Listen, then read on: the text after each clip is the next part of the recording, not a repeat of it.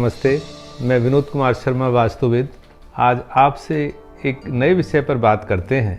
वो विषय है कि भवन निर्माण में, हमारे घर में, हमारी फैक्ट्री में, हमारे ऑफिस में ऐसे कौन से वास्तु दोष हो जाते हैं जिनके कारण अजीब सा भय लगने लगता है। उसके कुछ कारण नहीं होते, लेकिन फिर भी उस भवन में जाने के बाद में कुछ अजीब सी बातें होने लगती हैं, डर लगने लगता है कि ये ना हो जाए, वो ना हो जाए।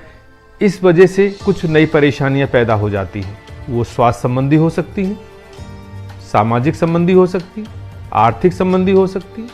किसी भी रूप में आपको अजीब सा भय, डर आपके दिमाग में बैठा लेती है। भाई और बहनों, इस भय का कोई भी रूप नहीं होता। व्यक्ति उस घर में आता है, सब कुछ अच्छा लगता है, नया घर बनाता है या खरीदता है, सब कुछ ठीक होता है, कोई परेशानी नहीं होती। लेकिन सने सने कुछ समय बाद ऐसा लगने लगता है कि हमको ये अजीब सा डर लग रहा है। जैसे कि एक उदाहरण देता हूं मैं, कि मेरे बच्चे को चोट ना लग जाए, मेरे बच्चे के नंबर कम ना आ जाए, मेरे बच्चे का स्वास्थ्य खराब ना हो जाए, बच्चे का विकास, बच्चे की शैक्षिक योग्यता, यहां तक कि उसने पढ़ाई कर ली, पता नहीं नौकरी लगेगी नहीं लगेगी, हायर एजुकेशन लेगा नहीं लेगा।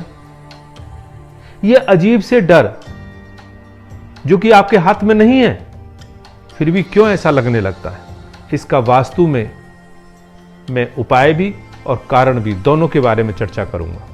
नॉर्थ ईस्ट, उत्तर और पूर्व की जो दिशा है आपके भवन की, उसमें अगर आपने कोई दोष कर लिया है, उसको बंद कर दिया या भारी कर दिया, स्टोर बना दिया, टॉयलेट्स बना दिए, उस भवन में कुछ समय बाद ये महसूस होने लगता है कि मेरे बच्चे को कोई परेशानी तो नहीं हो जाएगी। ये अजीब सा डर उसमें लगने लगता है। घर के सदस्य बच्चों के बारे में अधिक सोचते हैं, बात बात पर उनको टोकते हैं, उनके प्रति उनका अधिक संवेदना होती चली जाती है, जबकि उसका कोई कारण नहीं है, कोई जरूरी नहीं है। फिर भी जरूरत से अधिक बच्चों के प्रति संवेदनशील परिवार हो जाता है। ऐसा अगर होता है तो उसके मुख्य रूप से जो वहां पर कारण बनते हैं, उनमें मैंने आपको बताया कि ईशान कोण का वास्तु दोष। इसके लिए आप सबसे अच्छा उपाय कि आप उस पूर्व और उत्तर दिशा के बीच में जो आपका पूजा घर है, वहां पर एक कलश, नारियल कलश की स्थापना करें। नंबर 2, सूर्य को जल अवश्य दें, सूर्य की पूजा करें। जब किसी की एस्ट्रोलॉजिकल सूर्य कमजोर हो जाता है, वहां पर भी ये परेशानियां बहुत अधिक बढ़ जाती हैं। तो आप सूर्य को आप सेवा करें, पूजा करें, उनकी तरफ ध्यान दें। और उसका सबसे अच्छा कारक पिता। अगर घर के अंदर आप पिता की पूजा करते हैं, पिता के पैर छूते हैं, पिता की सेवा करते हैं, तो ये दोष में कमी आती है और वहां पर सब कुछ अच्छा लगने लगता है।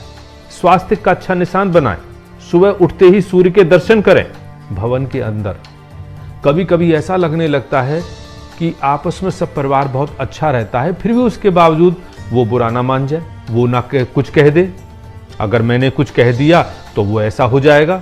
आपस में छोटे परिवार के बावजूद होने के बावजूद भी आप परेशान रहते हैं।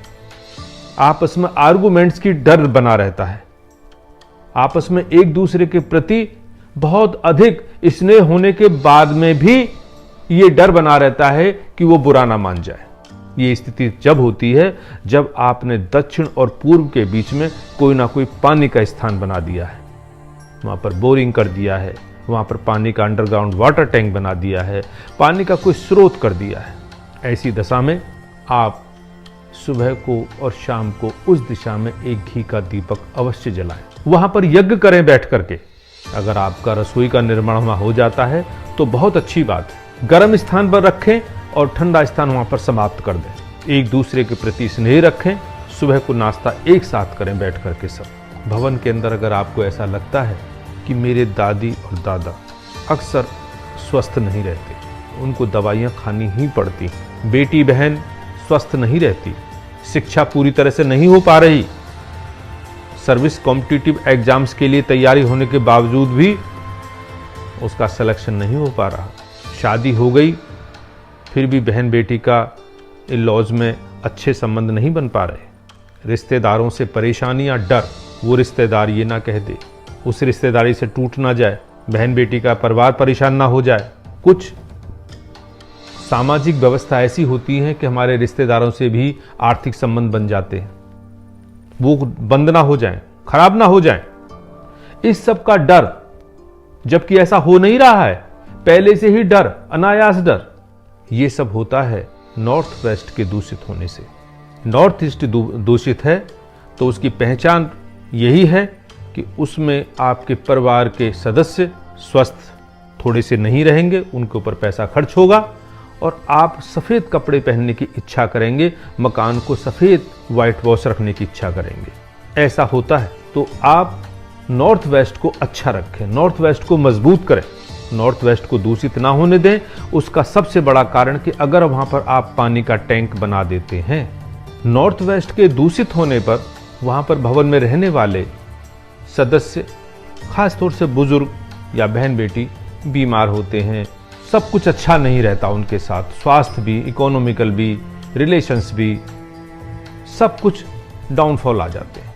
पहचान, आप सफ़ेद कपड़े पहनने की इच्छा करेंगे, घर में सफ़ेद व्हाइट वॉश करने की इच्छा करेंगे। अगर वास्तु दोष है उसमें, जैसे कि आपने अंडरग्राउंड वाटर टैंक बना दिया और उसमें दूषित पानी भी डाल दिया, तो ये एक वास्तु दोष इस समस्या को और बड़ा कर देगा। इस सब से बचने के लिए आप नॉर्थ वेस्ट को बहुत अच्छा रखें। एस्ट्रोलॉजिकल, अगर आपकी जन्मपत्री में चंद्रमा कमजोर हो जाता है तो निश्चित मानिए कि नॉर्थ वेस्ट की समस्याएं आपको और अधिक परेशान करेंगी, सामाजिक व्यवस्था को बिल्कुल नीचे ला देंगी, रिश्तेदार, यार, दोस्त सब एक तरफ। चंद्रमा को मजबूत करने का सबसे अच्छा उपाय, आप अपने बुजुर्गों की सेवा करें। शाम को सोते समय उनके पैर पिंडली जरूर दबाएं, उनकी स्वास्थ्य का, कपड़ों का, खाने पीने का, हर चीज का बहुत बारीकी से ध्यान रखें।